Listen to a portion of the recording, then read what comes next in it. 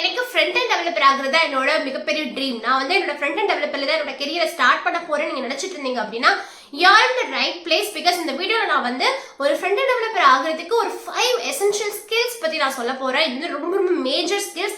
இந்த இதை நீங்க ஃபுல்லா கத்துக்கிட்டீங்க அப்படின்னாவே நீங்க கண்டிப்பா ஃப்ரண்ட் டெவலப்பர் ஆகிடலாம். நீங்க ஃப்ரண்ட் டெவலப்பர் ஆகுறது யாரும் தடுக்கவும் முடியாது.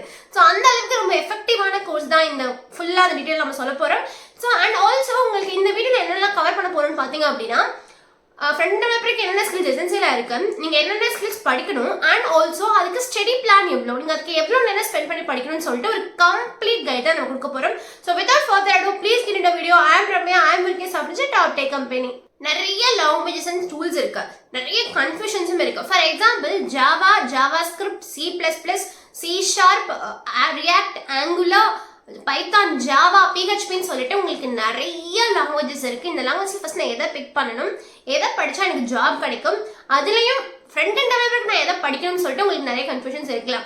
ஒரே டைம்ல எல்லா லாங்குவேஜும் படிக்கின்றது சாத்தியமே இல்லாத விஷயம். ஃபர்ஸ்ட் நீங்க வந்து அதுவும் நீங்க ஃப்ரெஷரா இருக்குன்ற பட்சத்துல ஒரு லாங்குவேஜ் எடுத்து அந்த லாங்குவேஜ்ல மாஸ்டர் ஆகணும் ஃபர்ஸ்ட்.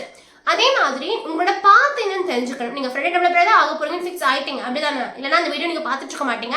ஸோ நீங்க ஃப்ரண்ட் டெவலப்பர் தான் ஆகணும்னு முடிவு எடுத்ததுக்கு அப்புறம் ஃப்ரண்ட் டெவலப்பருக்கான கரெக்டான பாத் என்ன, அதுக்கு என்னென்ன டூல்ஸ் யூஸ் பண்ணணும், அதுக்கு எவ்வளவு நேரம் ஸ்பெண்ட் பண்ணி படிக்கணும்ன்றது தான் ரொம்ப ரொம்ப இம்பார்ட்டன்ட். ஃபர்ஸ்ட் வந்து நீங்க ஃப்ரண்ட் அண்ட் டெவலப்பர் நீங்க ஸ்டார்ட் பண்றீங்க அப்படின்னா 3 விஷயம் உங்களுக்கு மேண்டரியா படிக்கணும். ஃபர்ஸ்ட் வந்து HTML, CSS, JavaScript. HTMLன்றது என்ன அப்படின்னா அந்த வெப் பேஜை கிரியேட் பண்றதுக்கு, ஒரு skeleton of the project create பண்றதுக்கு. CSSன்றது டு மேக் them பியூட்டிஃபுல், ரொம்ப அழகா கிரியேட் பண்றதுக்காக. அண்ட் வந்து நமக்கு JavaScriptன்றது வந்து டு ப்ரோக்ராம் them, அது எப்படி வந்து ஒரு ஃபங்க்ஷனலா ஒர்க் பண்ண வைக்கிறதுக்காக. இது ஒரு ரியல் டைம் எக்ஸாம்பிள் சொல்லணும் அப்படின்னா நீங்க ஒரு வீடு கட்டுறதுக்கு ரெடியா இருக்கீங்க, வீடு கட்டுறதுக்கு பிளான் பண்ணிருக்கீங்க. ஸோ அப்படி வீடு கட்டும் பொழுது ஒரு செங்கல் சிமெண்ட்டை வச்சு நீங்க வந்து வீடு கட்டிடுறீங்க அப்படின்னா அது ஒரு ஸ்கெலட்டன். நீங்க வந்து ஜஸ்ட் பார்க்கலாம், உங்களுக்கு இப்படிதான் வீடுன்னு சொல்லிட்டு பார்க்கறதுக்கு பேர் வந்து HTML. அதுக்கு வந்து நீங்க கலர் அடிக்க ஸ்டார்ட் பண்றீங்க, அதுக்கு அழகா வந்து டெக்கரேஷன்ஸ் எல்லாம் பண்றீங்க அப்படின்னா அது பேர் CSS. அண்ட் ஆல்சோ நீங்க வந்து உங்களோட வீட்டுல வந்து நிறைய ஃபங்க்ஷனாலிட்டி கிரியேட் பண்ணுங்க, லிஃப்ட் வைக்கிறீங்க, ஸோ லிஃப்ட்ல நீங்க போற மாதிரி இந்த மாதிரிலாம் நீங்க வைக்கிறீங்க அப்படின்னா அது வந்து நீங்க JavaScript. ஸோ இதெல்லாம் வந்து ஒரு ரியல் டைம் எக்ஸாம்பிள். ஸோ இந்த மாதிரி உங்களுக்கு HTML, CSS, JavaScriptன்றதுக்கு ஒரு கண்டிப்பா தெரிஞ்சுக்கணும்.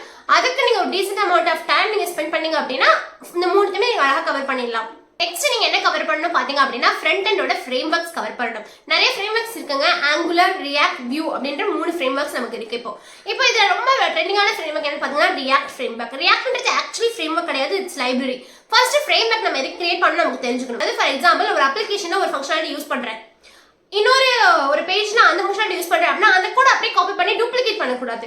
அதுக்கு நான் ஃப்ரேம் ஒர்க் யூஸ் பண்ணி நான் வந்து அது வந்து இன்பில்ட் ஃபங்க்ஷனாவோ அல்லது வந்து அதை ரீயூஸ் பண்றதுக்கு நான் கோட் எழுதிக்கலாம். ஸோ இதுக்காக தான் ஃப்ரேம் ஒர்க் வந்து மெயினா யூஸ் பண்றாங்க. ஏன் நம்ம வந்து அதுல வந்து ஆங்குலர், ரியாக்ட், வியூ அப்படின்ற 3 யூஸ் பண்றோம். அண்ட் ஆல்சோ ரியாக்ட்ன்றது லைப்ரரின்னு சொல்லியிருந்தேன். லைப்ரரிக்கும் உங்களுக்கு வந்து ஃப்ரேம் ஒர்க்குக்கும் என்ன டிஃபரெண்ட் பாத்தீங்க அப்படின்னா ஆங்குலர்ன்றது ஒரு ஃப்ரேம் ஒர்க். இப்போ நான் ஆங்குலர் அப்படின்றது நான் கோட்ல அப்ளிகேஷனை யூஸ் பண்றேன் அப்படின்னா என்னோட ஸ்ட்ரக்சர் வந்து ப்ராப்பரா இருக்கும். நான் எவ்வளோ அப்ளிகேஷன் வந்து ஆங்குலர் ஓரியன்டா கிரியேட் பண்ணாலும் கூட என்னோட ஸ்ட்ரக்சர் வந்து மாறாது. பட் லைப்ரரின்றது உங்களுக்கு ப்ராப்பர் ஸ்ட்ரக்சர் கொடுக்காது. பட் நீங்க என்னெல்லாம் இம்ப்ளிமெண்ட் பண்ண நினைக்கிறீங்களோ அது எல்லாத்தையும் நீங்க இம்ப்ளிமெண்ட் பண்ணிடலாம். நான் ஒரு ஃப்ரெஷரா இருக்கேன், எனக்கு என்னதை சூஸ் பண்ணணும் அப்படின்னு கேட்டீங்க அப்படின்னா I would suggest react. Next வந்து ரொம்ப எசென்ஷியலான ஸ்கில் என்னன்னு பாத்தீங்க அப்படின்னா version control. Version control system first என்ன அப்படின்னா எதுக்காக நம்ம யூஸ் பண்றோம்னு பாத்தீங்க அப்படின்னா உங்களோட ப்ராஜெக்ட் வந்து ட்ராக் பண்றதுக்கு. ஃபார் எக்ஸாம்பிள் வந்து நீங்க வந்து ஒரு ப்ராஜெக்ட் பண்றீங்க அப்படின்னா எடுத்த உடனே வந்து ஒரு ப்ராஜெக்ட்டை ஃபுல்லா கம்ப்ளீட் பண்ணிட மாட்டீங்க. குட்டி குட்டி ஃபங்க்ஷனாலிட்டியா குட்டி என்ஹான்ஸ்மெண்டா நீங்க பண்ணிட்டே வருவீங்க. அப்படி வரும்பொழுது நீங்க வந்து உங்களோட லோக்கல்ல வச்சிருந்தா சம்டைம்ஸ் வந்து சிஸ்டம் கிராஷ் ஆகும், சம்டைம்ஸ் வந்து அப்ளிகேஷனே கிராஷ் ஆகும். இந்த மாதிரி டைம்ல என்ன பண்ணுவீங்க அப்படின்னா உங்களோட கோட் வந்து நீங்க வந்து கமிட் பண்றீங்க, அதாவது ஓப்பன் பிளாட்ஃபார்ம் கிட்ல கமிட் பண்றீங்க.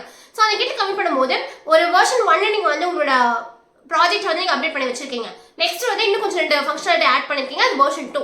ஸோ இந்த மாதிரி நீங்க வந்து உங்களோட ப்ராஜெக்ட்டை நீங்க முடிக்கிற வரைக்கும் எத்தனை தடவை வேணாலும் நீங்க அந்த ப்ராஜெக்ட் வந்து கமிட் பண்ணிட்டே வரலாம், அந்த ஓப்பன் பிளாட்ஃபார்ம் கமிட் பண்ணிட்டே வரலாம். அதுதான் கிட். ஸோ இது மட்டும் தான் யூஸ் ஆகுதுன்னு பாத்தீங்க அப்படின்னா நீங்க வந்து மற்றவங்களோட கோடையும் பார்க்க முடியும், அவங்களோட அப்ளிகேஷனை உங்களோட சிஸ்டம்ல ரன் பண்ணி பார்க்கவும் முடியும். ஸோ இந்த மாதிரி எல்லா ஃபீச்சர்ஸும் ப்ரொவைட் பண்றது தான் கிட். கிட்ன்றது வந்து சாஃப்ட்வேர் டெவலப்மெண்ட்ல 75% பீப்புள் வந்து கிட் யூஸ் பண்றாங்க. அந்த அளவுக்கு அது most popular version control. So அந்த விஷயத்தை நீங்க லேர்ன் பண்ணியே ஆகணும். நீங்க வந்து ஒரு 1 or 2 days ஸ்பெண்ட் பண்ணீங்கன்னா அழகா முடிச்சிடலாம் கிட். பட் ப்ராக்டிஸ் பண்றதுக்கு உங்களுக்கு இன்னும் கொஞ்சமே டைம் தேவைப்படும். ஸோ இந்த வெர்ஷன் கண்ட்ரோல்ன்றது நீங்க வந்து ஒன்ஸ் டெவலப்மெண்ட்குள்ள நீங்க உள்ள வரீங்க அப்படின்னாவே இட் இஸ் மேண்டட்டரி, கண்டிப்பா படிச்சே ஆகணும். நெக்ஸ்ட் என்னன்னு பாத்தீங்க அப்படின்னா நம்ம வந்து ஓரளவுக்கு வந்து ஃப்ரண்ட் எண்ட் பத்தி படிச்சு முடிச்சிட்டோம். இதுக்கப்புறம் என்ன அப்படின்னா நம்ம வந்து சில விஷயங்கள் நம்ம ஆட் பண்ணிக்கணும் நம்மளோட இதுல. டைப் ஸ்கிரிப்ட் ரொம்ப இம்பார்ட்டன்ட்ங்க. ஏன்னா நீங்க வந்து டைப் ஸ்கிரிப்ட்ன்றது நம்ம ஏன் யூஸ் பண்றோம் எல்லாமே நான் வந்து உங்களுக்கு லிங்க் அட்டாச் பண்ணிட்டு நீங்க அதை பாத்தீங்க அப்படின்னா உங்களுக்கு நிறைய ஐடியா கிடைக்கும். அண்ட் ஆல்சோ CSS யூஸ் பண்ணிருக்கும் போது CSS ஃப்ரேம் ஒர்க்ஸ் இல்லையா, CSS வந்து எல்லா டைமும் நமக்கு சப்போர்ட் ஆக மாட்டேது. அப்போ அதுலயுமே அப்டேட்ஸ் நடக்குமே. அப்போ நம்ம என்ன யூஸ் பண்றது அப்படின்னா பூட்ஸ்ட்ராப் யூஸ் பண்ணிக்கலாம். ஸோ இதுக்கு நீங்க வந்து ஒரு பர்டிகுலர் டைம் ஸ்பெண்ட் பண்ணி இந்த மாதிரி விஷயங்களை நீங்க வந்து லேர்ன் பண்ண ஸ்டார்ட் பண்ணணும். நெக்ஸ்ட் வந்து லேர்னிங் பாத் பத்தா பேச போறோம். இப்போ நம்ம எல்லாமே சொல்லி முடிச்சுட்டு என்னென்ன படிக்கணும்னு சொல்லிட்டு இதுக்கு எவ்வளவு டைம் ஸ்பெண்ட் பண்ணிக்கலாம், இது ஸ்டடி பிளான் மாதிரி தான்.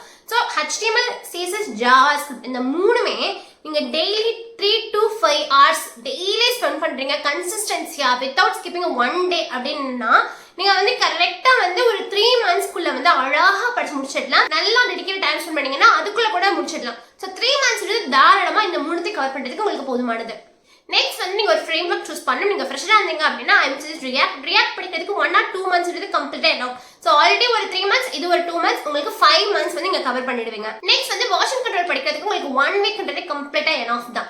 அதுக்கப்புறம் பாத்தீங்க அப்படின்னா நீங்க வந்து நான் சொன்ன மாதிரி டைப் ஸ்கிரிப்ட் படிக்கணும், CSSல வந்து பூட்ஸ்ட்ராப் படிக்கணும் அப்படின்னா அதுக்கு ஒரு 1 month எடுத்துக்கலாம். ஸோ ஆக மொத்தம் ஒரு 5 to 6 monthsக்குள்ள நீங்க ஃப்ரண்ட் டெவலப்பர் ஆகிறதுக்கான எல்லா ஸ்கில்ஸுமே உங்களுக்கு வந்துடும். அதுக்கப்புறம் என்ன அப்படின்னா நீங்க வந்து நீங்க வந்து ஃபுல் வந்து ஜாப் அப்ளை பண்ண ஸ்டார்ட் பண்ண வேண்டியதான். ஜூனியர் ஃப்ரண்ட் டெவலப்பர் சொல்லிட்டு நீங்க எல்லா ஜாபுக்குமே அப்ளை பண்ண ஆரம்பிச்சிடலாம். இந்த ஸ்கில்ஸ் இருந்துச்சு அப்படின்னா உங்களுக்கு வந்து சூப்பரா இருக்கும். இதுக்கு நடுவில் வந்து உங்களுக்கு நல்ல ஒரு டைம் கிடைச்சிருக்கு அப்படின்னா நீங்க வந்து good amount of time spend பண்ணி ப்ராஜெக்ட் பண்ண ஸ்டார்ட் பண்ணிடுங்க. ஸோ அதையும் நீங்க ரெஸ்யூம்ல ஆட் பண்ணீங்க அப்படின்னா நீங்க வந்து ஃப்ரண்ட் டெவலப்பர் வந்து ஈஸியாக ஆயிடலாம், ரொம்ப குயிக்காகவும் ஆயிடலாம். ஸோ இந்த ஸ்கில்ஸ் எல்லாம் உங்களுக்கு ரொம்பவே யூஸ்ஃபுல்லாக நம்புறேன். இந்த மாதிரி மோர் யூஸ்ஃபுல் வீடியோக்கு டெக் பத்தி கண்டிப்பாக ஃபாலோ பண்ணுங்க. Until then bye by.